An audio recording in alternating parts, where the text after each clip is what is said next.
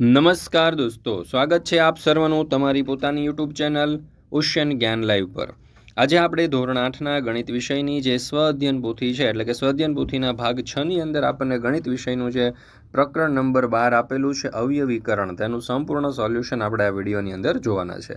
મિત્રો, આપણે આ ચેનલ ઉપર ધોરણ 8ની આ જે સ્વ અધ્યયન પોથીનો ભાગ 6 છે તેની અંદર આપવામાં આવેલા દરેક વિષયના દરેક પાઠના સંપૂર્ણ સોલ્યુશનના વિડીયો અને પીડીએફ આપણી યુટ્યુબ ચેનલ અને આપણી એપ્લિકેશન ઓશિયન જ્ઞાન લાઈવ ઉપર મુકાઈ ચૂક્યા છે, તો જરૂરથી દરેક વિદ્યાર્થીઓએ અભ્યાસ કરી લેવો। લિંક તમને નીચે ડિસ્ક્રિપ્શન બોક્સની અંદર મળી જશે। ચાલો દોસ્તો, તો શરૂ કરીએ ધોરણ 8 વિષય ગણિત સ્વ અધ્યયન પોથી ભાગ 6 પ્રકરણ નંબર 12 અવયવીકરણ। પ્રશ્ન નંબર 1, સાચો વિકલ્પ પસંદ કરી બોક્સમાં લખો। પહેલું, -7pq અને 2pq નો સરવાળો શું થશે? તો જવાબ આવશે વિકલ્પ ડી -pq। બીજું, નીચેનામાંથી કઈ દ્વિપદી છે? તો જવાબ આવશે વિકલ્પ એ 7xa + a। ત્રીજું, કોઈ લંબઘનની લંબાઈ 2ab, ત્યાર પછી પહોળાઈ 3ac અને ઊંચાઈ 2ac છે, તો તેનું ઘનફળ શું મળે? જવાબ આવશે વિકલ્પ એ 12a3 bc²। ચોથું, 3x - 4y² નું વિસ્તૃત સ્વરૂપ કયું છે? તો જવાબ આવશે વિકલ્પ સી 9x² + 16y² - 24xy। પાંચમું, નીચેનામાંથી કયા પદો સજાતીય છે? તો જવાબ આવશે વિકલ્પ બી -5xyz² અને 7xyz²। ત્યાર પછી છે પ્રશ્ન નંબર 2, ખાલી જગ્યા પૂરો। એમાં પેલું, 2x + 4y ના અવયવો ખાલી જગ્યા છે, તો જવાબ આવશે 2 x + 2y। બીજું, સમાન નિશાની ધરાવતા બંને ધન કે ઋણ પદોનો ગુણાકાર ખાલી જગ્યા મળે, તો જવાબ આવશે ધન। ત્રીજું, 11x² + 22y² નો સામાન્ય અવયવ ખાલી જગ્યા છે, તો જવાબ આવશે 11। ચોથું, a² - b² બરાબર a - b a + b। પાંચમું, એકપદી અને દ્વિપદીનો ગુણાકાર ખાલી જગ્યા મળે, તો જવાબ આવશે દ્વિપદી।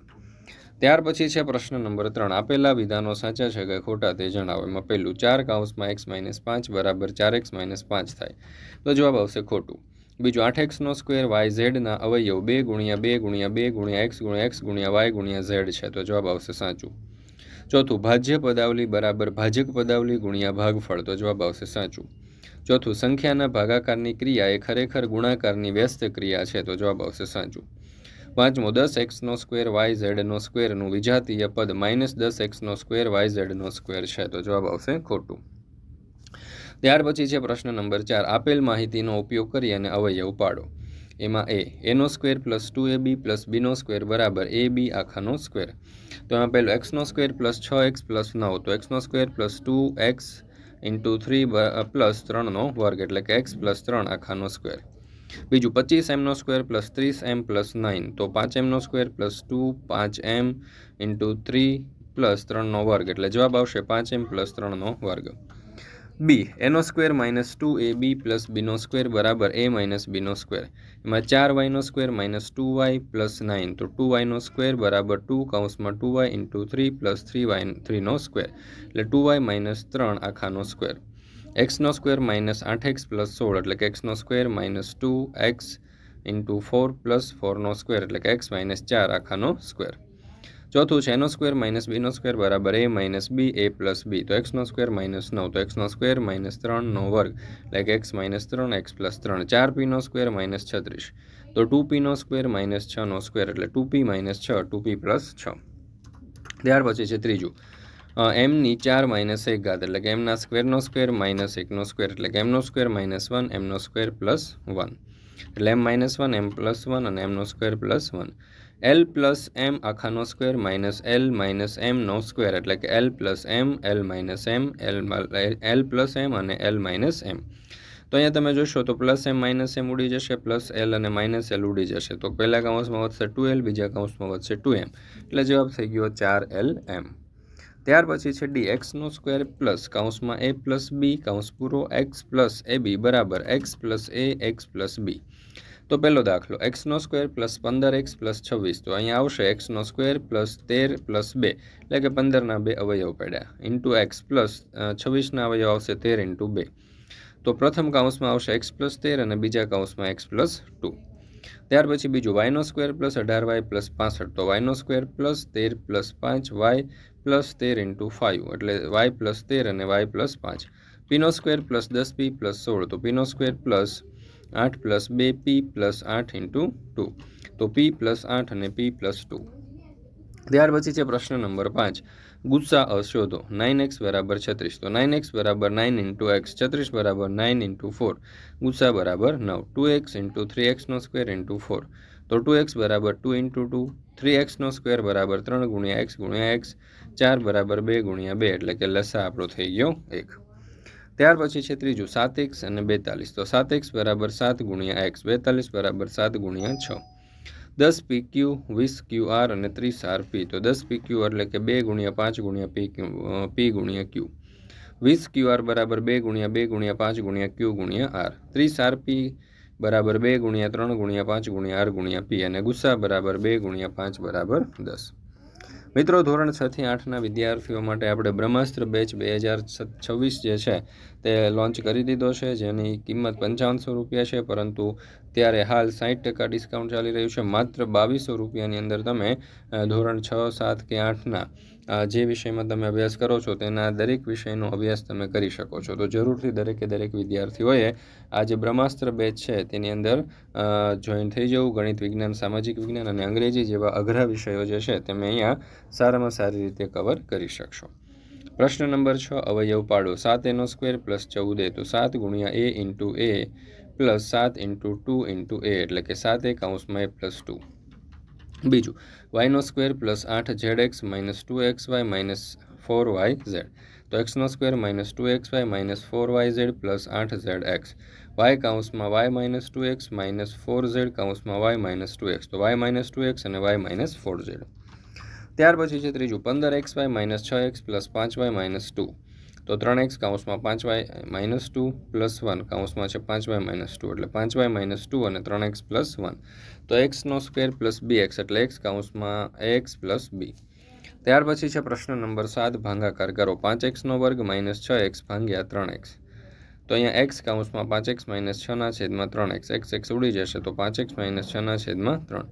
10x માઇનસ 25 ભાગ્યા 2x માઇનસ 5, તો 5 અહીંયા સામાન્ય નીકળશે, એટલે 2x માઇનસ 5, અને નીચે આવશે માઇનસ 2x માઇનસ 5, તો 2x માઇનસ 5, 2x માઇનસ 5 ઉડી જશે, તો વધશે આપણો જવાબ 5. ત્યાર પછી છે ત્રીજું, z કૌંસમાં 5zનો સ્ક્વેર માઇનસ 80 ભાગ્યા 5z કૌંસમાં z પ્લસ 4, તો 5z કૌંસમાં zનો સ્ક્વેર માઇનસ 16 છેદમાં છે 5z કૌંસમાં z પ્લસ 16, 5z ઉડી જશે, z માઇનસ 4 z પ્લસ 4, તો z પ્લસ 4 z પ્લસ 4 ઉડી જશે, એટલે z માઇનસ 4. વાયનો સ્ક્વેર પ્લસ 7y પ્લસ 10 ભાગ્યા y પ્લસ 5, તો વાયનો સ્ક્વેર પ્લસ 7y પ્લસ 10ના છેદમાં y પ્લસ 5, તો વાયનો square plus 5 plus 2y plus 5 into 2ના છેદમાં y પ્લસ 5, એટલે y પ્લસ 5 ના છેદમાં y પ્લસ 5 અને ઇન્ટુ અંશમાં y પ્લસ 2, તો y પ્લસ 5 y પ્લસ 5 ઉડી જશે, તો વધશે y પ્લસ 2. ત્યાર પછી છે પ્રશ્ન નંબર 8, એક લંબચોરસનું ક્ષેત્રફળ x square plus 7x plus 12 છે. જો તેની લંબાઈ x પ્લસ 3 હોય તો તેની પહોળાઈ શોધો. તો x square plus 7x plus 12, એટલે x સ્ક્વેર પ્લસ કૌંસમાં છે 3 plus 4 into x plus 3 into 4, એટલે x પ્લસ 3 અને x પ્લસ 4, તો લંબચોરસનું ક્ષેત્રફળ બરાબર લંબાઈ ગુણ્યા પહોળાઈ, એટલે કે x પ્લસ 3 અને x પ્લસ 4 બરાબર x પ્લસ 3 પહોળાઈ, તો પહોળાઈ બરાબર x plus 3 into x plus 4ના છેદમાં x plus 3 x plus 3 x plus 3 ઉડી જશે, તો પહોળાઈ વધશે x પ્લસ 4. મિત્રો, ધોરણ 9ના જે વિદ્યાર્થીઓ છે એના માટે આપણે બ્રહ્માસ્ત્ર બેચ લોન્ચ કરેલો છે. આ બ્રહ્માસ્ત્ર બેચની અંદર તમે આ જે સ્વઅધ્યયન પોથીનું સોલ્યુશન તમે જે કરી રહ્યા છો એ તમને એકદમ ફ્રી મળી જવાનું છે. એટલે ધોરણ 8ના જે વિદ્યાર્થીઓ છે ને એમને ધોરણ 8ની દ્વિતીય સત્રાંત પરીક્ષાના પેપર પ્લસ સોલ્યુશન મળી જશે, દ્વિતીય સત્રાંત પરીક્ષાનું અસાઇનમેન્ટ મળી જશે, ટૂંકમાં ધોરણ 8નું સંપૂર્ણ રિવિઝન છે એ પણ મળી જશે, અને ધોરણ 9નો બ્રહ્માસ્ત્ર બેચ પણ મળી જશે. તો બધા જ વિષયના સ્વાધ્યાયના સોલ્યુશન, બધા જ વિષયની સ્વાધ્યાયન પોથી અને બીજું ઘણું બધું તમે આ બ્રહ્માસ્ત્ર બેચની અંદરથી શીખી શકો છો. તો જરૂરથી દરેક વિદ્યાર્થીઓએ મેળવી અને તેનો અભ્યાસ કરી લેવો. ત્યાર પછી છે ચોકલેટની કિંમત x પ્લસ 4 રૂપિયા છે, અને રોહિતે x પ્લસ 4 નંગ ચોકલેટ ખરીદી. એક્સના સંદર્ભમાં તેના દ્વારા ચૂકવવામાં આવેલી કુલ રકમ શોધો.